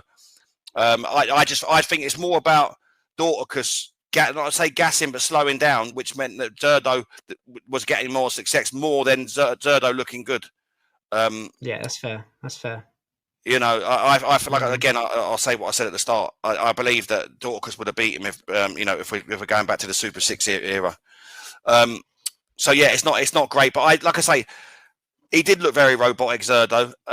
He has got good skills. He has got good boxing. Yes. But, yeah, he has. And then that, can't take that away from him. But just to interrupt you though, mate. You are right what you're saying, but also I'm basing his performance against Chris Billam-Smith, who was a world champion. Yeah. For every reason, he was a world champion, and he took him to school against. Yes, I know Dorticus was a world champion a few years back, but at the back end of his career now, and it wasn't as easy. It should be the opposite. Chris Billam-Smith should have been the test. Dorticus should have been a test to an extent, but it should have been a lot easier. Maybe that's just me, mate. I don't know. Maybe it should have been based with him. I wasn't. No, he should have made it look a lot easier against a guy who's been around for a long time. He's at the back end of his career. But then did Dorticus show that he is, even at whatever age he's at, he's still got a certain level left in him, and he's a problem for anyone for a few rounds of a fight. So it could have been that, but I just don't. It wasn't a sparkling performance from Zurdo. It was just enough, really. That it did. But yeah, based on that performance, I think Jai Bataille beats him well, and I think most of the boxing people that we speak to and all that would probably agree. I mean, I would have thought it was going to be like that anyway. And but yeah, there's nothing in that performance that makes me think otherwise, mate. To be honest with you, but again, it has to be next. It has to be because we can't be having these Badu Jacks and all this other sort of stuff going on. It has to be these next. Well, when we speak about a certain promoter for MVP in a couple of minutes' time, we'll allude to whether it will be next, because I'm not so sure it will be, mate. But we'll speak about that in a couple of minutes. Obviously, I'm talking about Jake Paul, but there was a fight just before, the co-main. Chief support, if you like, just before the Zurdo Ramirez fight. Floyd Schofield against Tevin Farmer. I mean, we both predicted Floyd Schofield to win at the weekend. Not like this. No. Not like this. I did not see this coming. I watched it live. Tevin Farmer missed weight. Maybe he's not, at the age he is now, 34, 35, that 0.4 pounds. Is it too much for him? Irrelevant of that, he looked fit, he looked healthy, he looked confident going to this fight, and so he should. Yes, he's lost twice to Zepeda, but his stock has risen because how well he performed against William Zepeda. William Zepeda is supposed to be one of the best, if not the next champion in this division, and he dealt with him very, very well. Just a lack of output wasn't enough. Floyd Schofield, a young, hot buck American coming through with all the skills to pay the bills, hits hard, was a very good test, and I thought it would have gone one or two ways. A bore fest, cancel each other out. Floyd Schofield, scalded him, or Tevin Farmer doing what he done to Zepeda, make it very frustrating for him. I did not realise, Dave, that Floyd Schofield will come out to the centre of the ring and think, I don't get paid for overtime, motherfucker. I've seen you in sparring. I know what you're all about. I'm going to put it on you. Fuck me, did he put it on him? First round knockout. Bang. Floyd Schofield's arrived at 135, man. That is a world-class win. Now, if Zepeda does that against Tevin Farmer in any one of the two fights, everyone's going, wow, Zepeda is this, Zepeda's that. Everyone's waxing lyrical about it. This is what Zepeda does. So Floyd Schofield should get the same flowers. I don't care. I don't care if he's caught cold. I don't care if he, because you hear all of it. Oh yeah, Tevin Farmer's caught cold. He should know better. All that shit. He didn't make weight. He's struggling with it. I don't care. That is a world-class win. And it's done in devastating fashion, and he should be given all the props in the world. I don't get because you can get all these people going, oh yeah, Tevin Farmer, against Zepeda, that he's done his, that was his last performance, that was his last sparkling performance, blah blah blah, all that type of shit. I'm not having it.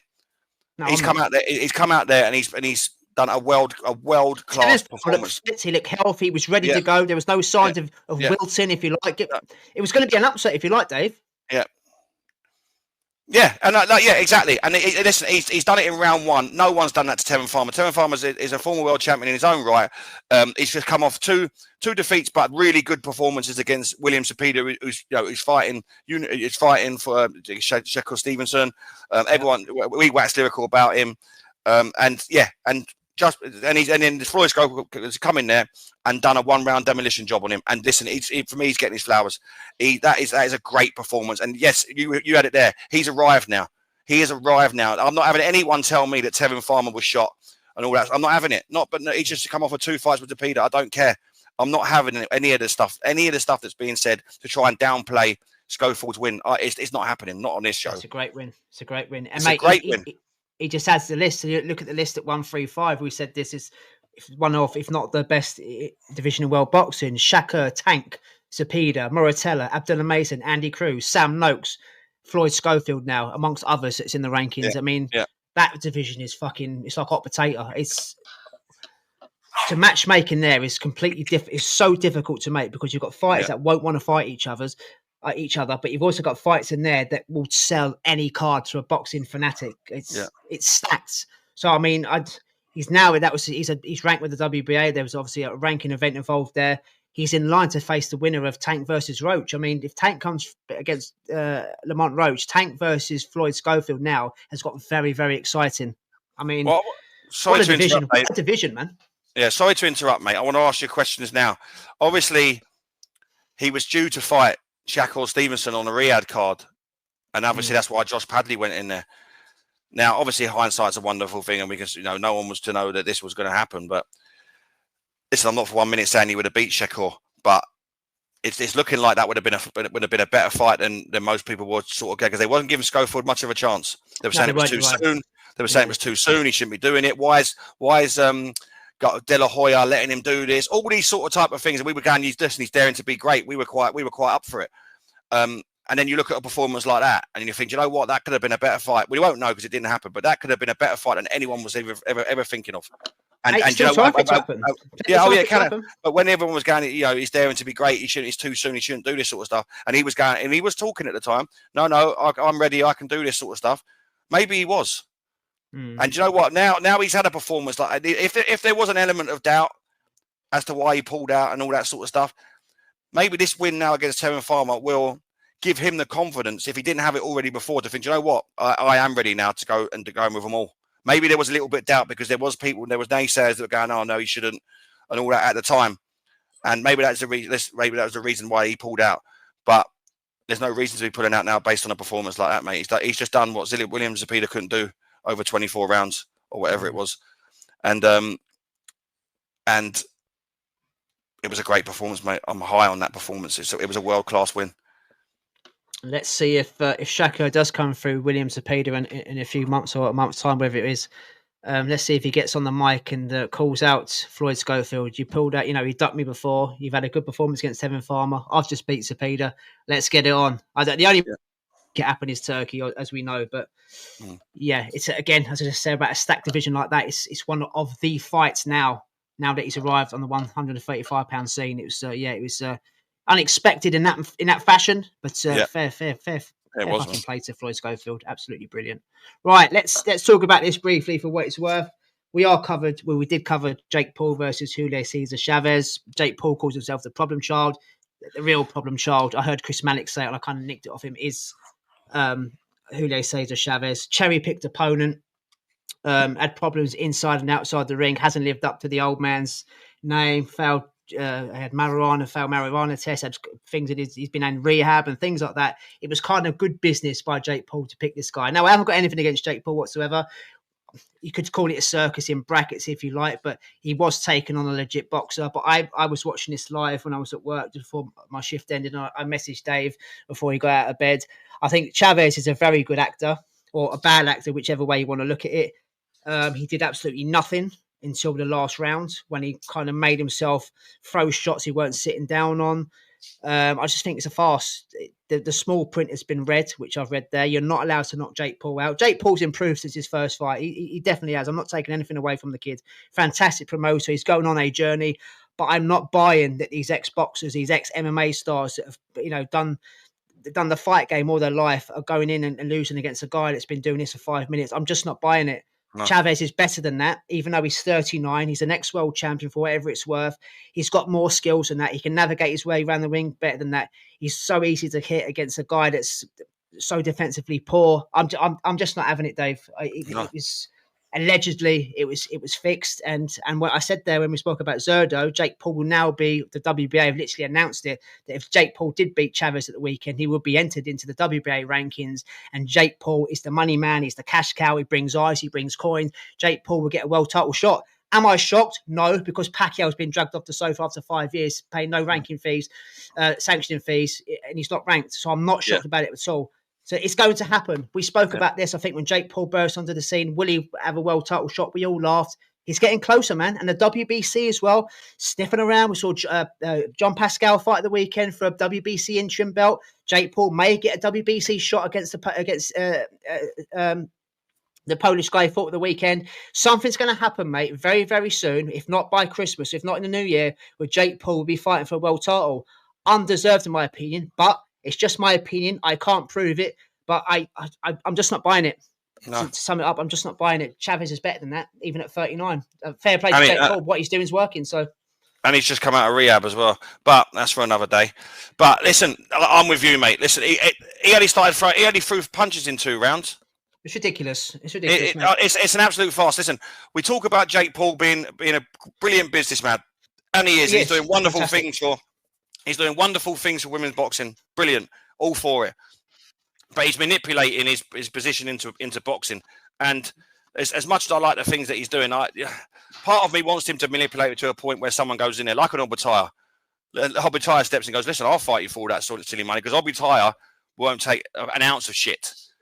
And we'll go in there and absolutely wipe him out. Do what Joshua did to Ngannou, and he would. So that's basically what's happening. He's picking these guys, and he's 100%. Something. You're right with the small print. Something is happening because these guys are not fighting the way they should be fighting. They're just in there to take the money. They're just in there to take whatever money's given. Mate, for the train, we're not saying we're boxing experts. We just sit and watch, but we analyse. So the trained eye, it just doesn't look. No, they're holding back. Right. They're holding back, mate. They're holding back. They are. Tyson was holding back as well. Tyson was biting his gloves because he was so pissed off that he couldn't throw a punch. Because they got clauses in the contracts that if you do go out and knock him out, you're going to lose some of your purse and all that sort of shit. That's happening. I'm convinced. Allegedly, I'm convinced. There's some legalities in there, isn't there? There's definitely legalities. There's something in there. But I mean, like I say, surely that sort of boxing is corrupt, but. That, if he is getting a world title shot, the contracts need to be looked over. But there's just something not right because he didn't throw any shots for 10 of the 12 rounds, and like I say, it looks so staged to me. It's iffy, man. I can't get on with it. I just can't get on with it, And that leads me on about him being ranked with the WBA, and it's a serious question mark now because I'm not shocked. Does he get to fight for a world title? Does he get to fight Zurdo before Jabatai does? The only thing what worries me is that obviously the guys that are in the top 15, it's a hard sport to make serious life-changing money. You've got to be you've got to be in the elite sort of brackets. These boys that are coming up through in the top 15, top 10, they're not making life-changing money. Now, if Jake Paul knocks on the door and says, Jake Paul is, come fight me, it's life-changing money, but, you got to hold back or you got to do that. But, the only type that, they'll have a defeat. And where you say this, one defeat doesn't define. Imagine it was Jake Paul, but you've got money that changes your whole family's life. It's something there to think about, man. And this is the worrying thing about him being in it, is that are these people going to go easy on him to make him look better than he actually is? And it's going to take some fucker just to go, for the cheddar ching. Money will talk, man. And will he get himself into? But it's all fabricated though, because it's not real. Because let's get it right. Boxing skills wise, he's not in the top 100. He has improved, but he's you can tell he's white collar, isn't he? If you like, that's. Yeah, I mean, Chavez is in it for the coin. He's got some troubles. Like, to be fair, his dad is an absolute legend, and what goes on? I feel with sorry him. for the old man. Oh man, he's built a legacy. He's built a Yeah. legacy that's being fucking ruined by his son. And you see him in the crowd. He's like he's trying to will him on to get fucking stuck in. He's not taking the coin and listening to any of that. His dad would have gone in there and gone through him. But it's money makes the world go round, man. It's a worrying thing. And like I say, boxing is so corrupt that fucking Jake Paul can get a world title shot. It's madness. It's madness. Money talks and I bullshit can't, walks, basically. I can't get on with it, man. I honestly can't No. get on with it. I like what he's doing with women's boxing. That's about it. The rest of it, I can't be fucking asked. I haven't got a problem with him being a boxer, Dave. It's just that. No, but fight real fights. You nailed it. It looks very iffy. Yeah. Just watch what Chavez is doing. Just watch what his ex opponents are doing. Just allowing him to tee off. It looks bait. It doesn't look. There's something that you can tell. There's something there. Yeah, if you want to be it fully though. Be it wholeheartedly, and that's not happening, man. I don't care. It's not happening. Yeah, and it does my head in. We'll soon see him against Badu Jack or Zurdo Ramirez or Mikhail Sislak. That's the guy I was thinking of at the weekend. En route to a world title. Nothing we can do about it, but it's a wild, wild west, guys. But something that wasn't the wild, wild west. Bit of UK action on Saturday night. Bradley Ray versus Shakan Pitters for the vacant EBU, the proper belt light heavyweights title. This has had a bit of bad rap, if you like. There's been people pulling out. Shakan Pitters got injured. Bradley Ray couldn't fight, and Dos Santos. All of a sudden, we've had the fight made in Hull on a GBM card. They've got it made, and it delivered. I've got to say, with this fight though, Dave, did you notice how small the ring was? Yeah, fucking tiny. Yeah. Really, really small. I don't know if that was supposed to benefit or not. I'm not too sure. I know Shakan's a GBM fighter, but really good fight. Probably my best fight of the weekend for being competitive. I was going to say 50-50, wasn't it? 50-50 fight. Shakan had success. Ray had success. Both fighting on the inside. Shakan couldn't get his jab off. He's got that long. He fights a little bit like Hamza Shiraz. He's long and rangy and tall. Got a bit of success. Bradley Ray then sat on his chest, didn't let his work come off. I must admit, I did think Bradley Ray did enough to win the fight. I had him winning by about 2 rounds, but thoroughly entertaining. I kind of feel a little bit sorry for Shakan Pitters. Yes, he's a former British champion. He was the favourite going into this fight. Maybe he could have won the European, kicked on, had one big payday, maybe getting with a Ben Whittaker or something like that. He just fell short. He just seems to fall short at the top table, your Spider Richards and your Dan Azizes of the world. But I was cheering for him. But Bradley Ray, fair play to him. I liked everything he'd done on the weekend, and I've kind of become a little bit of a fan of him. He came up through middleweight. Had a couple of fights going forward. Super middleweight into light heavyweight. Thoroughly entertaining. Great bit of matchmaking put on by Izzy Aziz and the boys. My fight of the weekend. But Bradley Ray wins, mate, and on he goes to whoever he fights next, British or European level. Yeah, save the best to last, if you like. In a proper 50-50 competitive fight, the guy I wanted to win didn't win, but Bradley Ray, well done, son. You deserved it. I was going to jump in there while you were speaking, but you went on a roll there, so I didn't want to. So you heard me. You heard me probably going, but no, I totally agree. For me, when you was going to ask me what my fight of the weekend was, it was this. It was a great fight. I was a little bit frustrated in Peter's performance, and I'll tell you for why. I thought he would win. I thought he'd have enough. He was a much taller, rangier guy, but he didn't use his attributes to win that fight. I don't think he was allowed, Dave. That's my point. I think Bradley Ray sat in his chest when he tried to get into a rhythm as well, you know. But like I say, he's got long levers, so he could have tried to keep him at bay. Yes, it might not have always worked, but a little bit of footwork could have, like you said there, the ring might have had a bit to do with it, because if it was a bigger ring, he would have had a bit of chance to maybe move around. But I felt like he let Ray come onto his chest, and then he didn't do anything. He was just a little bit too slow to throw a shot to try and offset him. So Ray had the chance to tee off, and that's where he had his most success. I think when he got into range, he had too much time to pick his shots. So I think that Pitters was a little bit too slow there. That even if he just give a little jab just to offset Ray, and then Ray has to think again, little jab, and then just to try and offset him. What he did was he tucked up. And then Ray had a chance to have a little look and throw shots, and he had success. Couldn't miss with the right hand a lot of the time as well. I will say this, though. I thought Ray started the fight very well. Yes, I had him winning. Going into the fifth, I had him winning. And then I think Shakan come back into it a little bit. Yeah, he did. And I felt like he showed a little bit of grit, but down on the gum shield, and had success and made it closer than it was, because the first 4 or 5 rounds, it was a 10-rounder, but the first 4 or 5 rounds, I thought they were clear for Ray. But I do think that he had success, Pitters. He did coming back into it in the later rounds, but I just don't think it was enough. I think that he started a little bit too slow. Now, again, we talk about adjustments and everything else we spoke about earlier in the show. I do believe that if they ever run this back, not that I feel that they need to, I think it was the right winner, and it was there's no controversy here, but it was that much of a good fight that people would pay to watch it again, me included, and probably yourself. That I would definitely, if that was announced again as a number 2, brilliant, because it was a great fight. I feel that there's adjustments there that Shaka puts in, and they don't need to be mega adjustments. That they could maybe win that fight for him. Like I say, a little bit quicker. Off, when he sets his feet quicker, bang. And like I said there earlier, just offsetting him. Don't letting him tee off. He was just a little bit too slow, letting him pick his shots earlier in the fight. So I think there's a few adjustments there. It could be a different outcome if there was a rematch. But fair play to Ray. I liked what he done. I'm with you. He would definitely get fans from off the back of this fight if he doesn't already have any. But he definitely have a couple of fans here because I like the way he approached the fight there, and he looked good and fair play to him. Yeah, he's got a bit of everything, isn't he? He mixed it up a little bit. I was quite impressed with what I saw. Yeah, it was good, man. It was good, and fair play to him as European champion. So it's Well, he's got options now. He's got options, Dave, going forward. I mean, if he wants to go down the European route, whether there's a mandatory going to be called for him. I mean, he's got options with like the likes of a Zach Parker, who's not busy, Willie Hutchinson, Lyndon Arthur. If he wants to step it up, Ben Whittaker will be a payday for him, whether he beats him or not. But with Shakan Pitters, who I was a fan of, still am a fan of, I'm not sure where he goes now. I mean, he's fallen again at a certain level. He's 35. He's got a day job as well. What does he do now? Does he keep boxing on undercards on a GBM show against Cannon Fodder? Not really working his way back into a title shot. Never called him retire. He's got a lot left to give, but I'm not sure he's going to get many more opportunities to win legit titles, So I'm not too sure, Dave.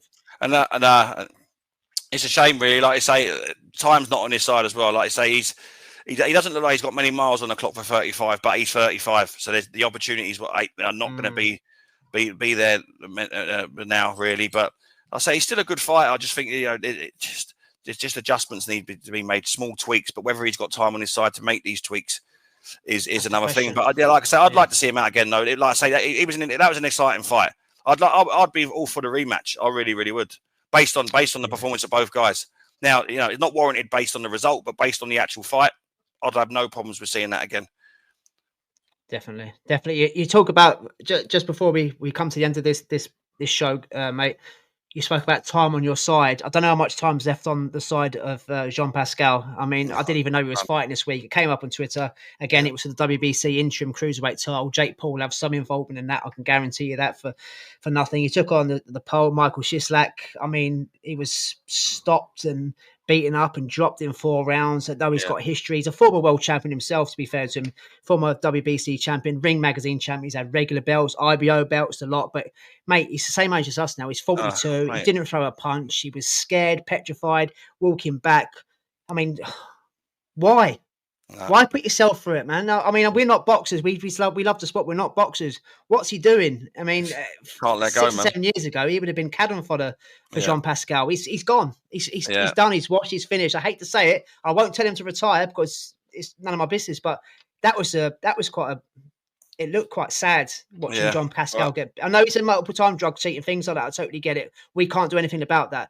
But I was quite sad for him how sort of weak he looked, and I don't know. It's just I don't know, mate. What did you reckon? What do you think?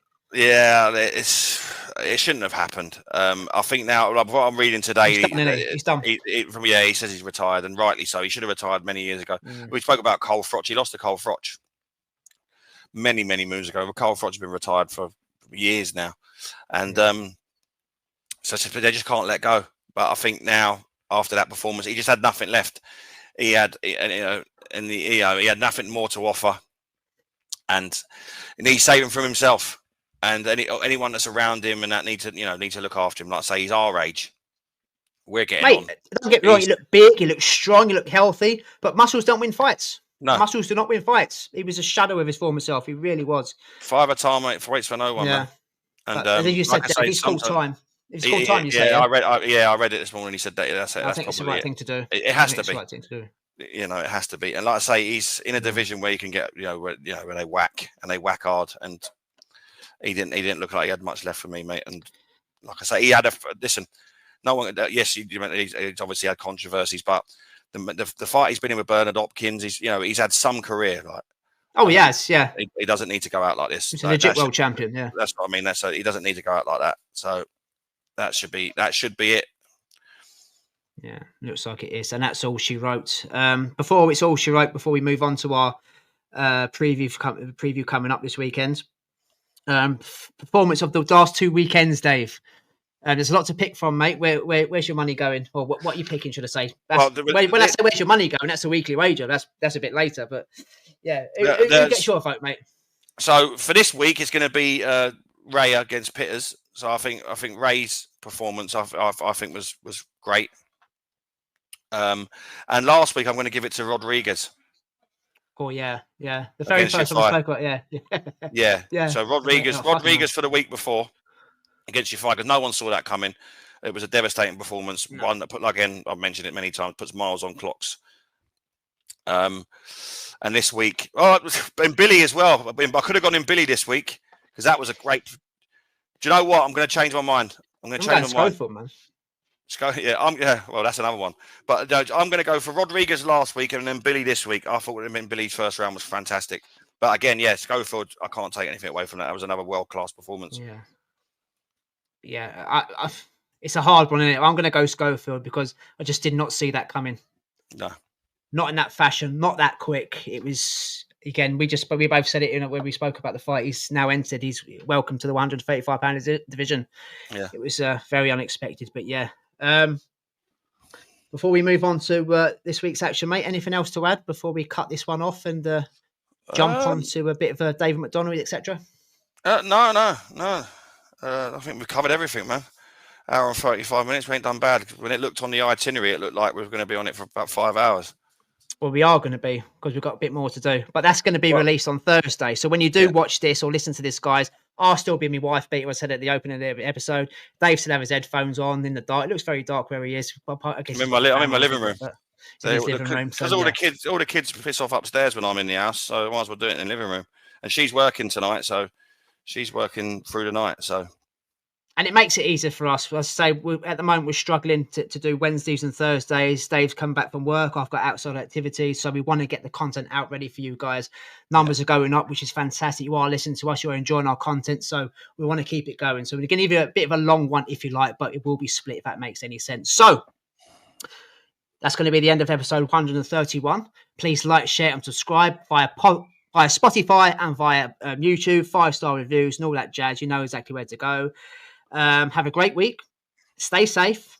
And I hope you've enjoyed this podcast. Along with, I hope you've enjoyed the bloody boxing. By the way, I liked your little gambit at the end of last weekend's episode when he said, enjoy the bloody boxing. I don't know if I was taking a piss out of me or just going along with the podcast, but yes. Stay safe, as I said. And Dave, I'll catch you in a minute. And for our other listeners, I'll catch you on Thursday. Take care, mate. Perfect. See you, mate.